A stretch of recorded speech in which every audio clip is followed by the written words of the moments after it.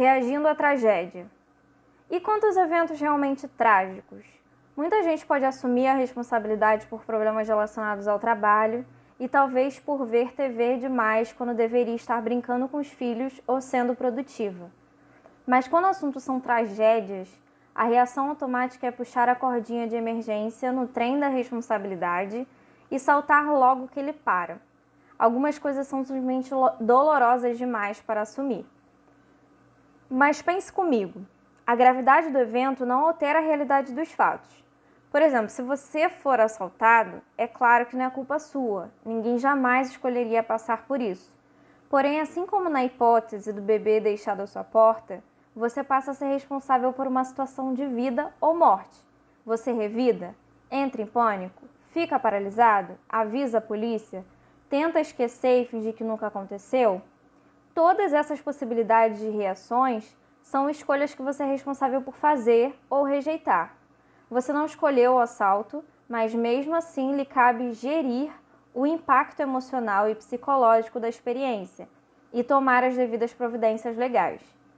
Em 2008, o Talibã assumiu o controle do Vale do Swat, uma parte remota do nordeste do Paquistão, onde logo implementaram seu extremismo muçulmano. Chega de televisão, chega de filmes, chega de mulheres saindo de casa sem acompanhante, chega de meninas na escola. Em 2009, uma paquistanesa de 11 anos chamada Malala Yousafzai começou a se manifestar contra a proibição de estudar. Ela continuou a frequentar a escola local, arriscando tanto a própria vida quanto a do pai, além de participar de conferências em cidades próximas, como o Talibã se atreve a tirar meu direito à educação, escreveu ela em uma publicação online. Em 2012, aos 14 anos, Malala levou um tiro no rosto quando voltava da escola. Um soldado talibã mascarado entrou no ônibus armado com um rifle e perguntou: "Quem é Malala?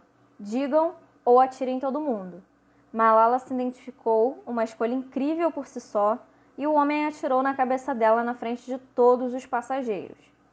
Malala entrou em coma e quase morreu. O Talibã afirmou publicamente que, se sobrevivesse, seria morta junto com o pai. A menina sobreviveu. Hoje, autora de um best-seller, Malala ainda fala sobre a violência e a opressão contra mulheres em países muçulmanos. Em 2014, recebeu o Prêmio Nobel da Paz por seus esforços. Parece que o tiro no rosto só lhe deu uma audiência maior e mais coragem que antes. Teria sido fácil para Malala se acomodar e dizer: "Não posso fazer nada" ou "não tem escolha". Isso, ironicamente, também teria sido uma escolha, mas ela optou pelo oposto. Alguns anos atrás, escrevi algumas das ideias de que conto neste capítulo no meu blog e um homem deixou um comentário. Ele disse que eu era vazia e superficial, acrescentando que eu não tinha real compreensão dos problemas da vida ou da responsabilidade humana. Disse que tinha perdido um filho havia um pouco num acidente de carro e me acusou de não saber o que era a verdadeira dor, me rotulando de idiota por sugerir que ele era responsável pela dor de perder um filho. Estava na cara que aquele homem tinha passado por uma dor muito maior do que a maioria das pessoas enfrenta na vida. Ele não escolheu a morte do filho, não tinha culpa por tal desgraça. A responsabilidade de lidar com a perda lhe foi imposta, embora fosse clara e compreensivelmente indesejável. E apesar de tudo isso, ele era sim responsável pelas próprias emoções, crenças e ações. A reação que apresentou diante da morte do filho foi uma escolha dele. As dores de todos os tipos são inevitáveis, mas podemos escolher o que elas significam para nós. Alegar que não tinha escolha e que só queria o filho de volta é por si só uma escolha, uma entre as muitas formas possíveis de lidar com esse tipo de dor. É claro que eu não disse nada disso a ele, estava ocupado demais ficando horrorizado e pensando que talvez eu realmente não tivesse autoridade nem conhecimento para tal discurso. É um dos riscos desse tipo de trabalho, um problema que eu escolhi e um que era a minha responsabilidade de resolver. No início eu me senti muito mal. Depois de alguns minutos comecei a ficar zangado. As objeções dele tinham um pouco a ver com o que eu estava dizendo. Me tranquilizei. Além do mais, como assim? Não é porque não perdi um filho que eu também não tenha sofrido muito nessa vida. Então, usei meu próprio conselho, escolhi qual seria o meu problema. Eu podia ficar bravo com aquele homem e discutir com ele, tentar comparar a dor dele com as minhas, mas isso só nos tornaria idiotas e insensíveis. Ou podia escolher um problema melhor, praticar a paciência, ser mais compreensivo com meus leitores e ter aquele homem em mente sempre que escrevesse sobre dor e trauma a partir de então. E foi o que tentei fazer. Respondi apenas que sentia muito pela perda dele. O que mais eu podia dizer? A genética aleatória. Em 2013, a BCC reuniu meia dúzia de adolescentes com transtorno obsessivo-compulsivo, TOC, e os acompanhou durante terapias intensivas que os ajudariam a superar seus pensamentos indesejáveis e comportamentos repetitivos. Entre eles estava Imogen, uma garota de 17 anos que tinha uma necessidade compulsiva de tocar todas as superfícies pelas quais passava. Se não fizesse isso, era dominada por pensamentos horríveis sobre a morte de sua família. Havia também Josh, que precisava fazer tudo com os dois lados do corpo: apertar a mão de uma pessoa com a mão direita e esquerda, comer com ambas as mãos, passar por uma porta com os dois pés e assim por diante. Se não igualasse os lados, ele sofria graves ataques de pânico. Já Jack tinha a clássica fobia de germes, por isso se recusava a sair de casa sem luvas, fervia água para beber e se negava a comer qualquer coisa que não tivesse sido lavada e preparada por ele mesmo.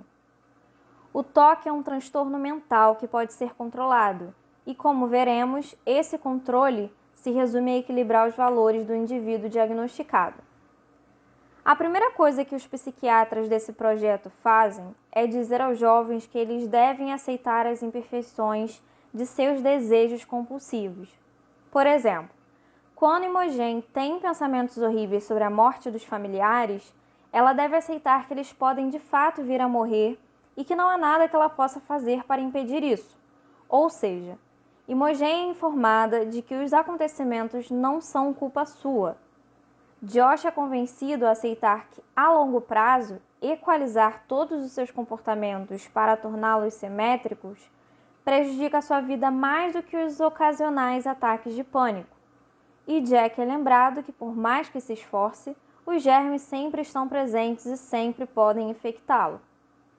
O objetivo é fazer esses jovens reconhecerem que seus valores não são racionais, que na verdade sequer são valores deles, e sim advindos do transtorno, e que ao segui-los estão prejudicando a própria vida. O passo seguinte é encorajar esses adolescentes a escolher um valor mais importante que o imposto pelo transtorno e então se concentrar nele. Para Josh, isso se dá através da possibilidade de não precisar esconder seus distúrbios dos amigos e familiares o tempo todo, da perspectiva de ter uma vida social normal e funcional. Para Imogen é a ideia de assumir o controle de seus pensamentos e sentir e voltar a ser feliz. E para Jack é a capacidade de ficar longe de casa por longos períodos sem sofrer episódios traumáticos.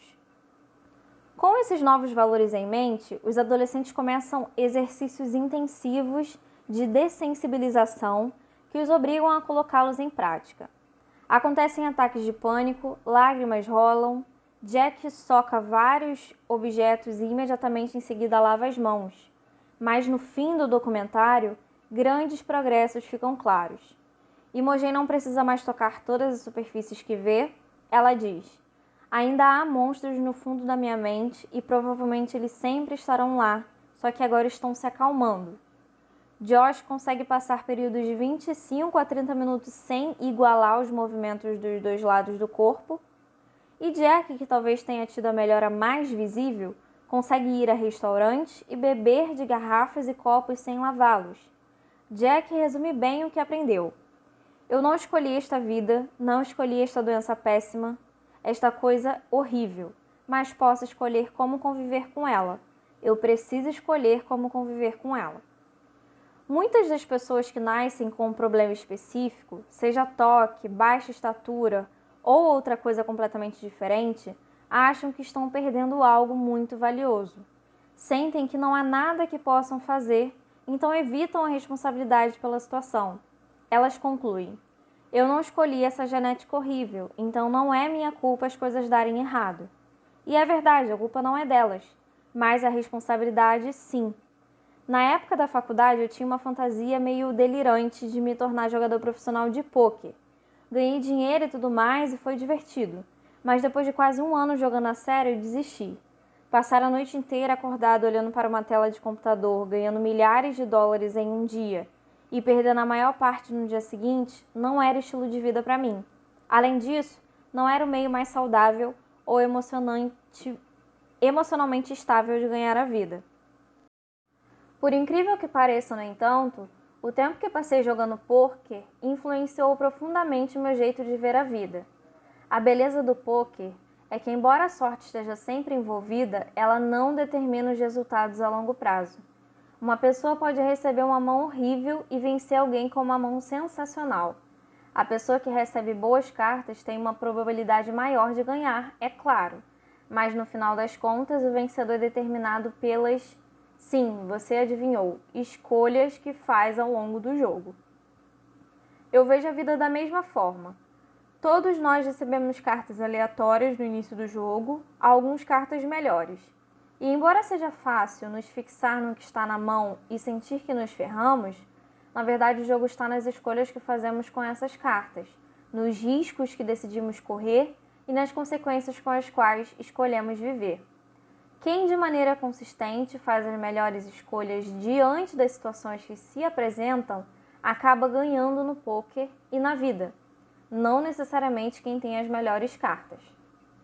Algumas pessoas sofrem psicológica e emocionalmente por causa de deficiências neurológicas e ou genéticas, mas isso não muda nada. Elas herdaram cartas ruins, é claro, mas não têm culpa. Assim como o cara baixinho que queria uma namorada não é culpado por ser baixo, nem a pessoa que foi assaltada é culpada por ter seus pertences roubados, mas todos têm responsabilidade. Se escolhem procurar tratamento psiquiátrico, fazer terapia ou não fazer nada, no final das contas a escolha também é deles. Há quem tenha tido uma infância ruim, há os que foram maltratados, violentados e destruídos física, emocionalmente ou financeiramente. Eles não são culpados por seus problemas e obstáculos, mas mesmo assim são responsáveis, sempre responsáveis, por seguir em frente apesar das dificuldades e fazer as melhores escolhas que puderem, seja qual for a situação. E sejamos sinceros, se juntássemos todas as pessoas que têm algum distúrbio psiquiátrico, que lutam contra a depressão ou pensamentos suicidas, que sofreram negligência ou abuso, que lidaram com tragédias ou a morte de um ente querido, ou que sobreviveram a graves problemas de saúde, acidentes ou traumas, se reuníssemos todas essas pessoas e as colocássemos na mesma sala, provavelmente teríamos que reunir toda a humanidade, porque ninguém sai da vida incólume. Algumas pessoas têm problemas piores que a maioria, é claro. Algumas se tornam vítimas dos incidentes mais terríveis. Por mais que isso nos entristeça e perturbe, é preciso lembrar que no final das contas não muda nada em relação à equação de responsabilidade sobre nossa situação individual. Injustiça chique. A falácia da responsabilidade/culpa permite que as pessoas transfiram a terceiros a responsabilidade pelos próprios problemas. Essa capacidade de aliviar a responsabilidade através da culpa confere uma euforia temporária e um sentimento de retidão moral. Infelizmente, um dos efeitos colaterais da internet e das redes sociais foi ter tornado mais fácil do que nunca empurrar a responsabilidade, até mesmo das infrações mais ínfimas, para outro grupo ou pessoa. Na verdade, esse tipo de jogo público de culpa/vergonha se tornou popular, em certos grupos é até atrativo, admirável. Nas redes sociais, o compartilhamento público de injustiças atrai muito mais atenção e reações emocionais que a maioria dos outros eventos, recompensando com uma quantidade crescente de atenção e simpatia gratuita aqueles que se sentem perpetuamente vitimados. A injustiça chique está na moda em todos os cantos da sociedade hoje em dia, entre ricos e pobres. Na verdade, esta pode ser a primeira vez na história da humanidade em que todos os grupos demográficos se sentem injustamente vitimados ao mesmo tempo. e todos aproveitam a euforia da indignação moral que vem junto. Neste momento, qualquer um que se sinta ofendido com qualquer coisa, seja o fato de que um livro sobre racismo entrou no currículo de uma faculdade, que árvores de Natal foram banidas do shopping local, ou que os impostos sobre fundos de investimento tiveram aumento de 0,5%, acha que está sofrendo algum tipo de opressão e que, portanto, merece se sentir ultrajado e receber determinada quantidade de atenção. O atual ambiente da mídia tanto encoraja quanto perpetua essas reações, porque no final das contas dá lucro. O escritor e comentarista Ryan Holiday se refere a isso como pornografia do ultraje. Em vez de reportar histórias e problemas reais, a mídia acha muito mais fácil e lucrativo encontrar algo levemente ofensivo, transmitir o caso para uma ampla audiência, criar a sensação de ultraje e depois transmiti-la de um jeito que ninguém cause ultraje a outra parcela da população. Isso desencadeia um eco de asneiras que ricocheteia entre dois lados imaginários e ao mesmo tempo distrai dos verdadeiros problemas e injustiças da sociedade. Não é de se estranhar que estejamos mais politicamente polarizados do que nunca. O maior problema da injustiça chique é desviar a atenção das vítimas reais. É como uma overdose de alarmismo. Quanto mais a gente se autoproclama vítima de pequenas infrações, mais difícil é enxergar quem realmente sofre. As pessoas se viciam em se sentir constantemente ofendidas porque isso lhes traz euforia. Ser hipócrita e moralmente superior provoca bem-estar. Como disse o cartunista político Tim Crader em um editorial do New York Times, o ultraje é como várias outras coisas agradáveis que com o tempo nos devoram de dentro para fora, e é ainda mais insidioso que a maioria dos vícios, porque se quer o reconhecimento consciente como um prazer. Parte do ônus de viver em uma sociedade livre e democrática é termos que lidar com opiniões e pessoas de que não necessariamente gostamos. É o preço a se pagar. Podemos até dizer que é o objetivo do sistema, mas parece que cada vez mais gente está esquecendo isso. Devemos escolher nossas batalhas com cuidado, ao mesmo tempo em que tentamos simpatizar um pouco com o suposto inimigo. Devemos encarar as notícias e a mídia com uma dose saudável de ceticismo e evitar ideias preconcebidas sobre os que não concordam conosco. Devemos priorizar valores como honestidade, fomento à transparência e a aceitação da dúvida, em vez da necessidade de estar sempre certo, de se sentir bem e se vingar. Os três primeiros valores são democráticos e mais difíceis de manter em meio ao ruído constante de um mundo conectado, mas nem por isso devemos negligenciar nossa responsabilidade de cultivá-los. A estabilidade do sistema político talvez dependa disso. Não existe caminho. Muitas pessoas podem ler tudo isso e dizer: ok, mas como? Eu entendo que os meus valores são uma porcaria, que evito a responsabilidade pelos meus problemas e que sou um merdinha arrogante que acha que o mundo gira em torno de mim e de todas as inconveniências que passo. Mas qual é o caminho para mudar? E como resposta eu digo, fazendo minha melhor imitação de Yoda: mude ou não mude, não existe caminho. Nós já escolhemos a cada momento de cada dia as coisas com as quais nos importamos. Então, para mudar, basta escolher nos importarmos com outras coisas. É simples assim, só que não é fácil. Não é fácil porque no começo você vai se sentir um fracassado, uma fraude, um idiota. Vai ficar nervoso, vai surtar, talvez se irrite com sua esposa, seus amigos ou seu pai. Alterar seus valores e as coisas que considera importantes traz esse tipo de efeitos colaterais que são inevitáveis. É simples, mas dificílimo. Vamos analisar alguns desses efeitos colaterais. Você vai se sentir inseguro, eu garanto. Devo mesmo desistir disso? Será que é o certo a fazer? Abrir mão de um valor no qual você se apoiou durante anos causará desorientação, como se você não soubesse mais diferenciar o certo do errado. É difícil, mas é normal. Em seguida, vai se sentir um fracassado. tendo passado metade da vida se avaliando através do valor antigo, ao mudar suas prioridades e medidas, você não vai se reconhecer. Será como jogar fora algo no qual você confiava, e isso, invariavelmente, trará um sentimento de fraude ou desvalorização. Esse desconforto também é normal. E, sem dúvida, você vai enfrentar rejeições. Muitos dos relacionamentos da sua vida foram construídos em torno dos valores escrotos que você tinha.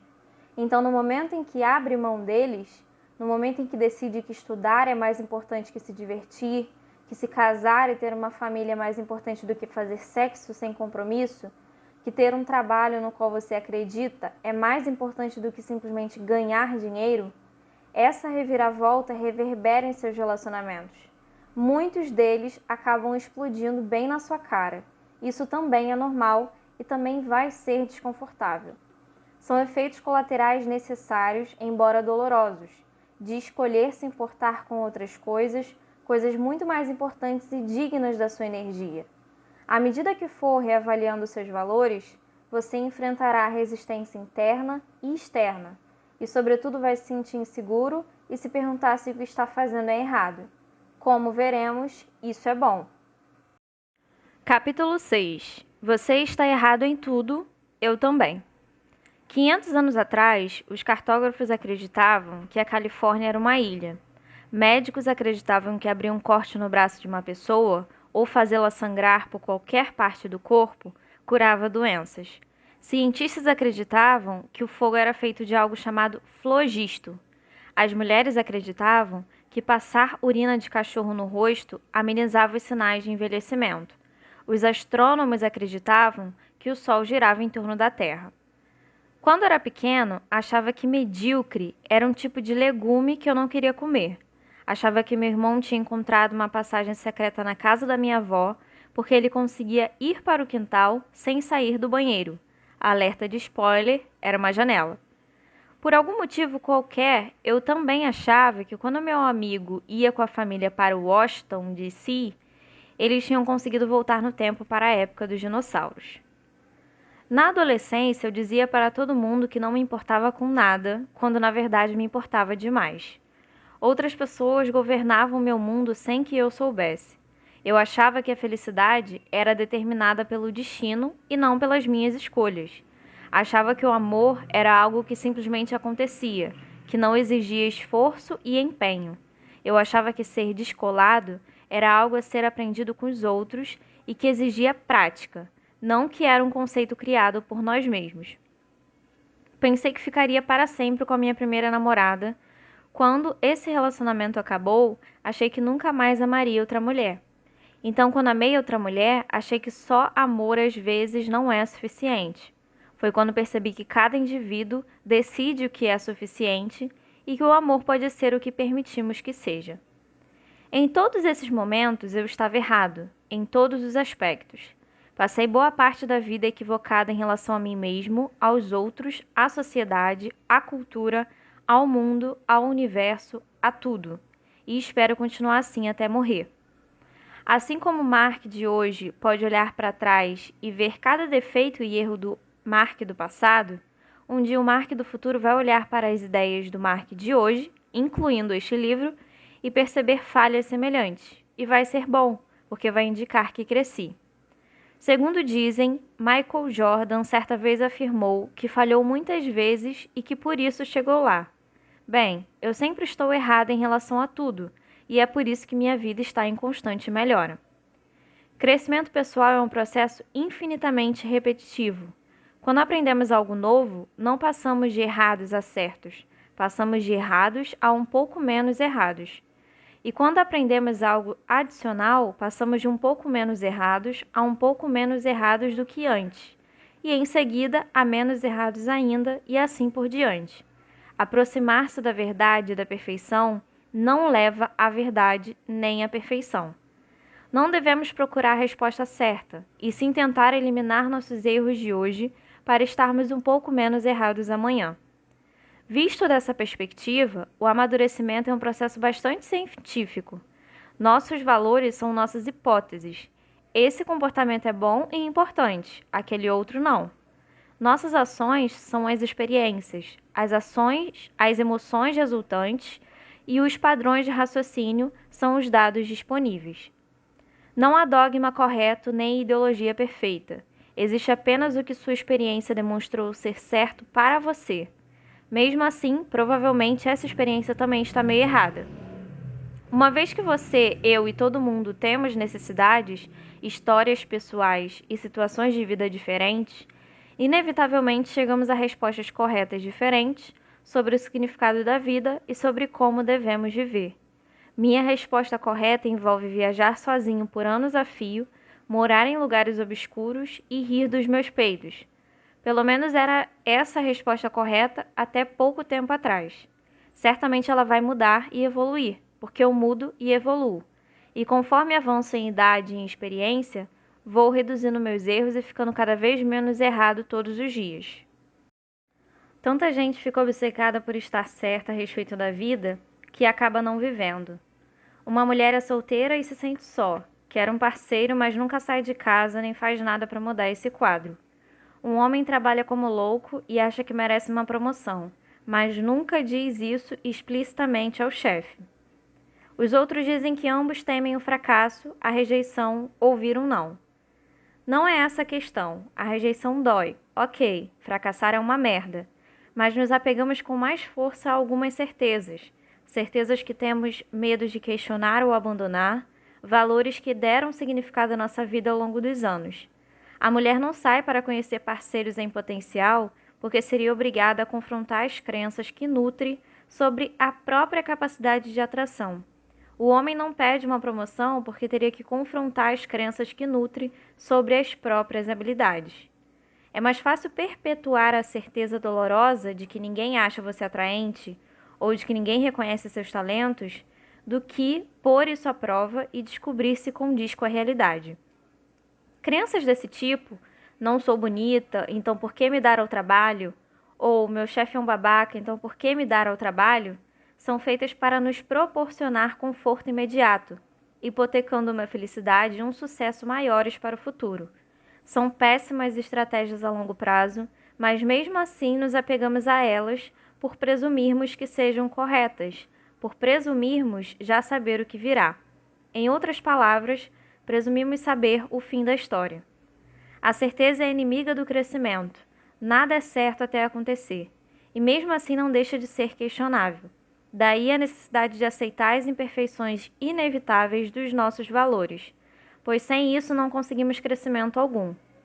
Em vez de lutar por uma vida cheia de certezas, devemos sempre buscar a dúvida, seja em relação a nossas crenças, a nossos sentimentos, ou em relação ao que o futuro nos reserva se não metermos a cara e fizermos acontecer. Em vez de tentarmos estar certos o tempo todo, que tal enxergar o oposto? Que tal aceitar que estamos errados o tempo todo? Porque estamos mesmo. Essa compreensão nos abre possibilidades de mudanças. Equívocos trazem oportunidades de crescimento, ou seja, não vamos mais abrir um corte no braço para curar um resfriado, nem espirrar urina de cachorro no rosto para nos sentirmos mais jovens. Assim saberemos que medíocre não é um legume e não teremos medo de nos importarmos com o que consideramos valioso. Porque eis algo estranho, mas verdadeiro. Não sabemos a diferença entre uma experiência positiva e uma negativa. Alguns dos momentos mais difíceis e estressantes da nossa vida acabam sendo também os que mais nos motivam e auxiliam em nossa formação. Algumas das melhores e mais gratificantes experiências são também as que mais nos distraem e desmotivam. Não confie na sua concepção de experiências positivas ou negativas.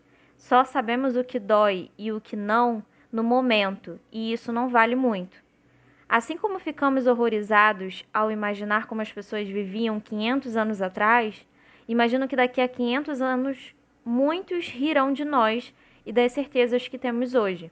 Vão rir por deixarmos o dinheiro e o emprego definirem nossa vida, vão rir do nosso medo de demonstrar apreço pelas pessoas que mais importam, enquanto endeusamos figuras públicas que nada merecem, vão rir dos nossos rituais e superstições, das nossas preocupações e nossas guerras. Ficarão perplexas com nossa crueldade estudarão nossa arte e debaterão nossa história. Entenderão verdades sobre nós que ainda não enxergamos. Essas pessoas do futuro também estarão erradas, mas só um pouco menos do que estamos hoje. Arquitetos de nossas próprias crenças. Faça a seguinte experiência. Pegue uma pessoa qualquer e a coloque numa sala com alguns botões para apertar. Diga que se ela fizer algo específico, alguma ação que ela precisará descobrir, uma luz vai se acender, indicando que ela ganhou um ponto. O objetivo é somar o máximo de pontos possíveis em meia hora. Quando um grupo de psicólogos fez esse teste, aconteceu o que se esperava. As pessoas se sentavam e começavam a apertar botões ao acaso até a luz se acender, indicando que tinham ganhado um ponto. É claro que depois disso, elas tentam repetir aquela ação, só que a luz não se acende mais. Então começam a tentar combinações. Apertar este botão 3 vezes, depois aquele botão uma, depois esperar 5 segundos e tcharam, mais um ponto. Até que em seguida, isso também deixa de funcionar. Talvez não tenha nada a ver com botões, elas pensam.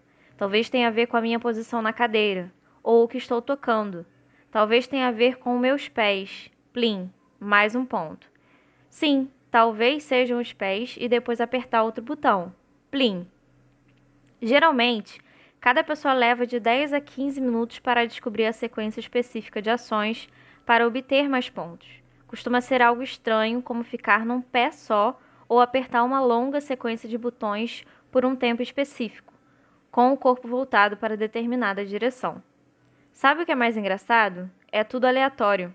Não existe sequência, não existe relação com o que a gente faz. É só uma luz que se acende e um apito. E as pessoas ficam ali na sala dando piruetas e achando que aquilo está valendo alguma coisa. Deixando de lado o sadismo da situação, o propósito do experimento é mostrar como a mente humana é rápida em criar e acreditar em um monte de bobagens irreais. E ao que parece também somos muito bons nisso. Cada participante do experimento saía da sala convencido de que havia entendido a lógica por trás daquilo e ganhado o jogo.